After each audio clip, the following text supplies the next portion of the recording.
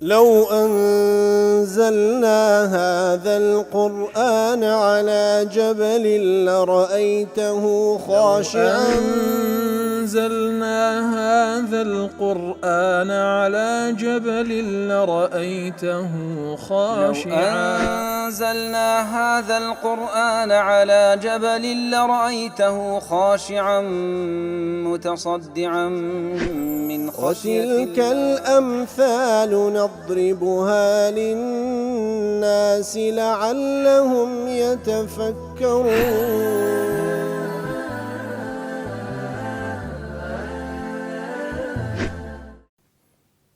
الحمد لله والصلاة والسلام على رسول الله وعلى آله وصحبه ومن والاه. السلام عليكم ورحمة الله. برزان خوش حام لوانه 635 لوانه كاين تفسير قرآن بيروز بهم وخزمتان بس رضامندی رب العالمين وهبادان اوي ازيش سودي لور بقرن. أعوذ بالله من الشيطان الرجيم. بسم الله الرحمن الرحيم. ولو شاء الله ما أشركوا وما جعلناك عليهم حفيظا وما أنت عليهم بوكيل. والله خوش وستان هل درجة آتاني كخواي جور باز لهالويستي مشركة كان دكا لبرامبر أوهم آتاني كخواي جور بهم الشوازك دينيته وكو بلغا لسر أوي كوا قرآن بيامي رب العالمين لبو محمد المصطفى صلى الله عليه وسلم كرسول الله بيجيني بهم خلشي بلام كسانك آمادنين إيمان بينا. ولو شاء الله ما أشركوا أجر الله سبحانه وتعالى مشيئتي لسرباء أوانا شرشيان ندكرد ندبنا مشرك وما جعلناك عليهم حفيظا. أتشمن يا رسول الله أتمن نكريت حفيظ تاودير لسريانو وما أنت عليهم بوكيل. وأتوج يا رسول الله وكيل ني لسر أوكاراني أوان ديكن إتر. ولو شاء الله ما أشركوا أي ولو شاء الله أن لا يشركوا لسلبهم إرادتهم الحرة. أجر رب العالمين ويستي لسربا أوانا شريك لبخواي قول بريان ندان أو أصلا أو حريتا أو إرادة وحريتان لورد قرتوا ولجعلهم مجبورين بلكو أو كاتا أجر أو إرادي لإنسان كان ورد باوا لو حالتي هموي إجبار ذكرت وحينئذ لا يختار الله لهم إلا أن يكونوا مؤمنين موحدين. تمشاك أو مخلوقان كخواي قول إرادي لورد وكو ملائكات يتر هر لسر أو الشوازي خلقيان دكا كوام موحد بن خوا برز بن لبر أوي ولا يرضى لعباده الكفر. خواي قورا رازينية بن دكاني كافر بن بلام خواي قورا إرادي بإنسان بخشية أو إرادي كبي بخشية. إنا هديناه السبيل إما شاكرا وإما كفورا. خواي قورا إرادي بإنسان بخشية تسر ريقاي شكرانه بجيري هالبجيري تسر ريقاي كفر كردنو شرك هالبجيري تم العياذ بالله. يتر أجر خواي قورا بيويستبا أو إرادي لي ورده قرتنوا هر هموي لسر توحيد لجعلهم أمة واحدة. هر هموي لسر توحيد خواي قورا كودا كردنوا بلام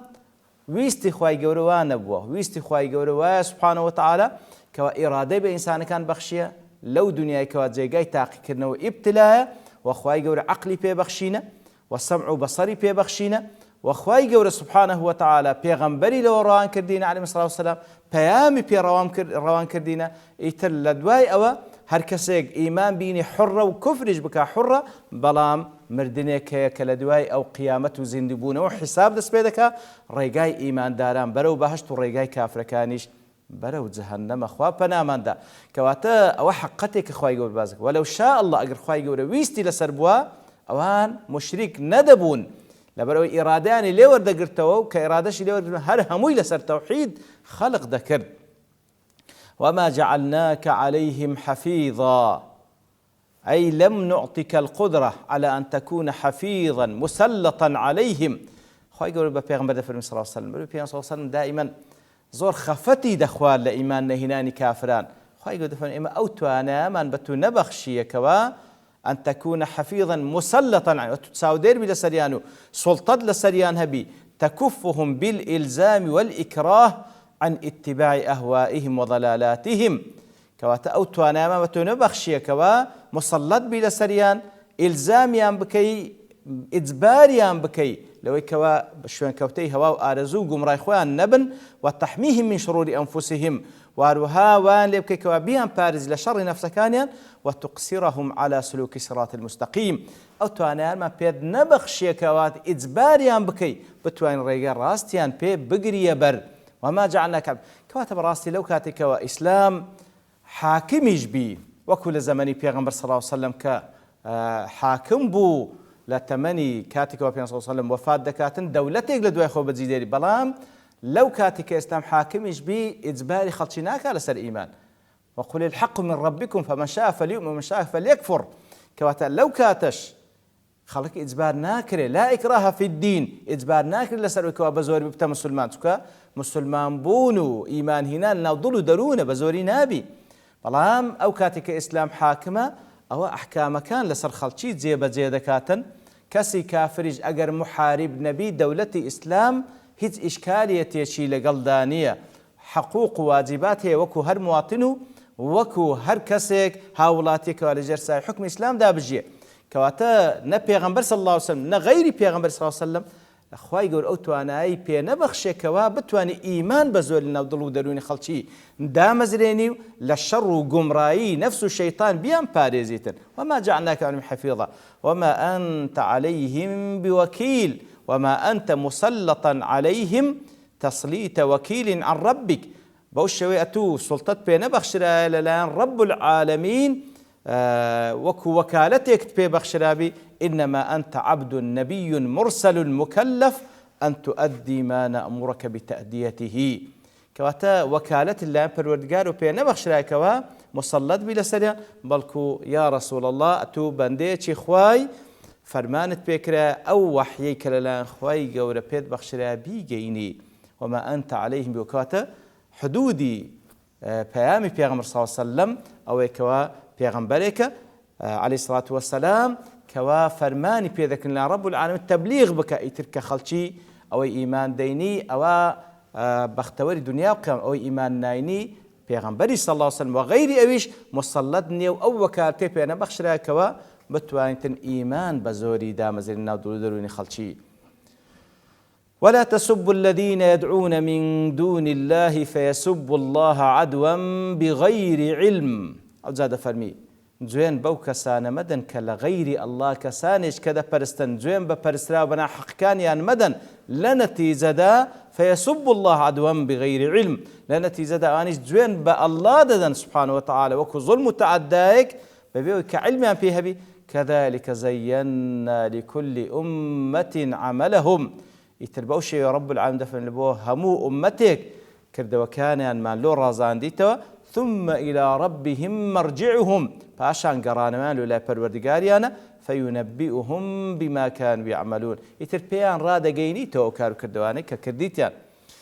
بركواتا ولا تسبوا الذين يدعون من دون الله فيسبوا الله عدوا بغير علم أي لا تذكروا آلهتهم التي يعبدونها بما فيها من القبائح واتە لە بۆ کەسانێک کەوا غەیری ئەڵڵا دەپەرستن باس دەپەرستراوە بە ناحەقەکانیان مەکەن و سوکایەتیان پێ بکەن و بۆ قەباحەتانی کەواتەیاندا هەیە لئەلا يتجاوزوا إلى الجانب الرفيع تاوەکو لە مقابلدا وەکو ڕەتفعل کات و دابەزیە سەر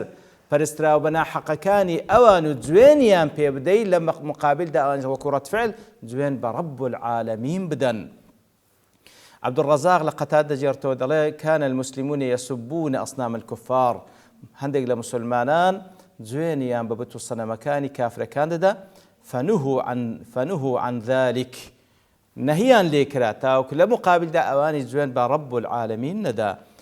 وقال الزجاج نهوا أن يلعنوا الأصنام التي كانت تعبدها المشركون كواتا نهيان ليكرا لعنت لا بتو صنمكاني أوان نكن كوادان برس لو بالمقابل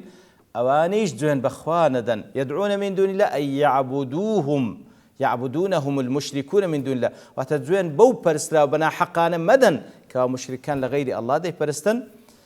كواتا يدعون عبارة عن الآلهة والتعبير بالذين على زعم أنهم من أولي العلم كواتا ولا تسبوا الذين يدعون من دون الله الذين يدعون من دون كواتا أو برسترا وبنا حقانا خواهي يقول بقى الذين كلبوا عاقل باز ذكر لو بقى الذين باسي كرديا لبرو أوان وادعاء ذكر أو برسترا وبنا حقانا خويان أولي العلم أو خوان علم لو خواهي يقول لسر اعتقادي أوان بقى الذين باسي كرديا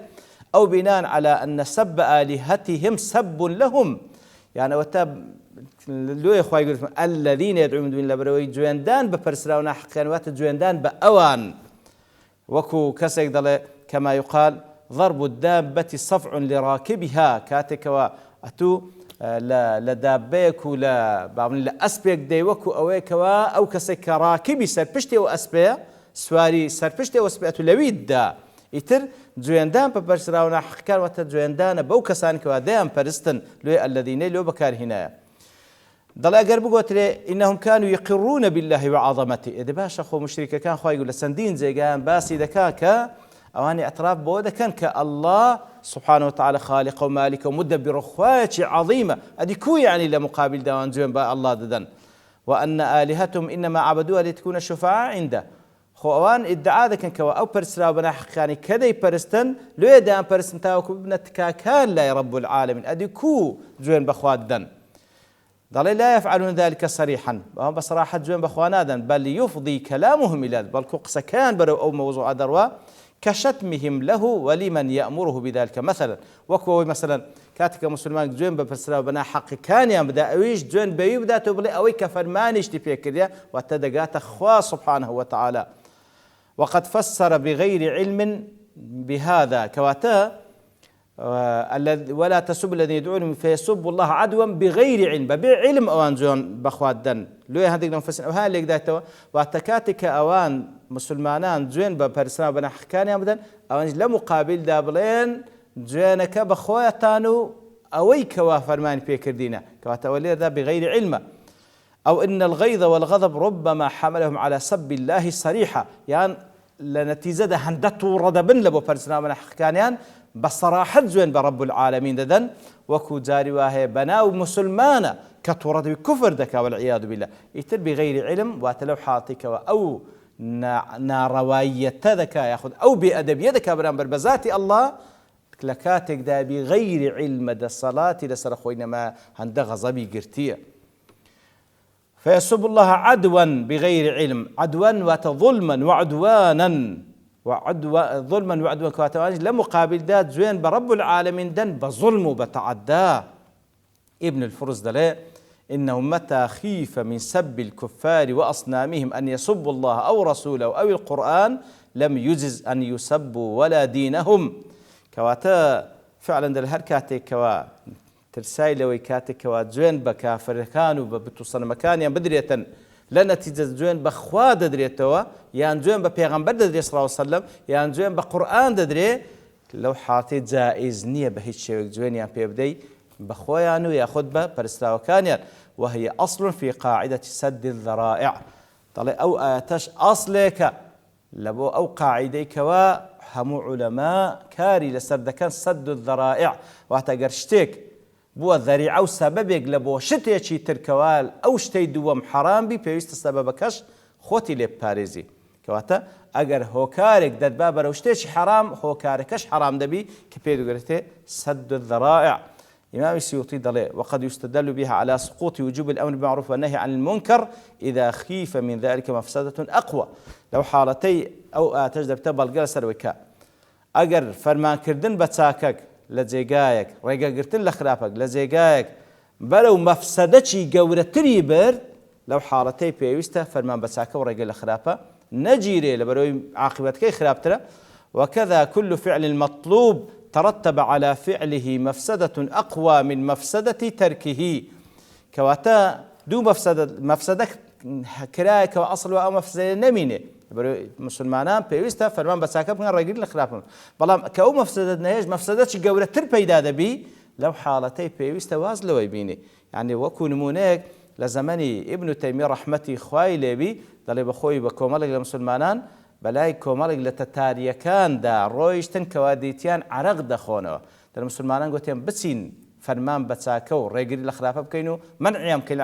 عار خوارنا بوشي ويك وخلافة يجستا انزام ده فرموين خير ميكن لەبەرەوەی ئێستا ئەگەر لێ نەگەڕن عارەق بخۆنەوە ئەوان ئەگەر عارەق نەخۆن ئێستا دێن تەعەدا لە مسلمانان دەکەن هەر عارەق خواردنەوەکەیان ئەهوەنترە لە تەعەداکردنیان لە مسلمانان تەماشاکە یعنی ئیشەکە بەخۆی مەشروع بەڵام لەبەر ئەوەی ئەگەر ئەوەی ئەنجام بدەین مەفسەدەی گەورەتر ڕوودەداتن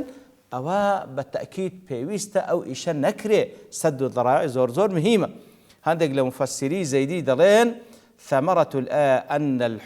أن الحسن يصير قبيحا إذا كان يحصل بفعله مفسدة كواتا فعلا هذا أو معناه باز دكان هر شتێکی چاک جاری وا دەبتە قەبیح ئەگەر بێت و لە نەتیجەی ئەو شتە چاکە شتێکی قەبیح ڕوو بدە و مەفسەدەک ڕوو بدە پێویستە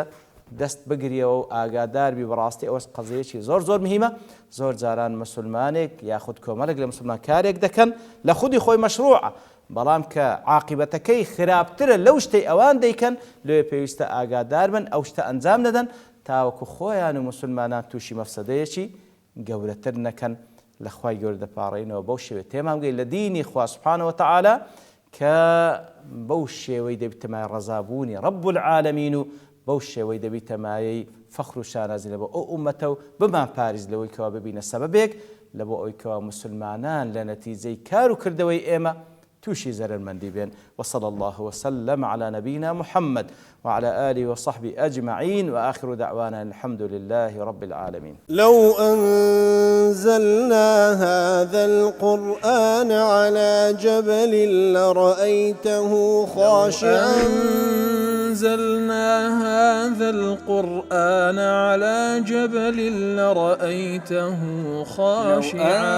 أنزلنا هذا القرآن على جبل لرأيته خاشعا متصدعا من خشية الله. وتلك الأمثال نضربها للناس لعلهم يتفكرون.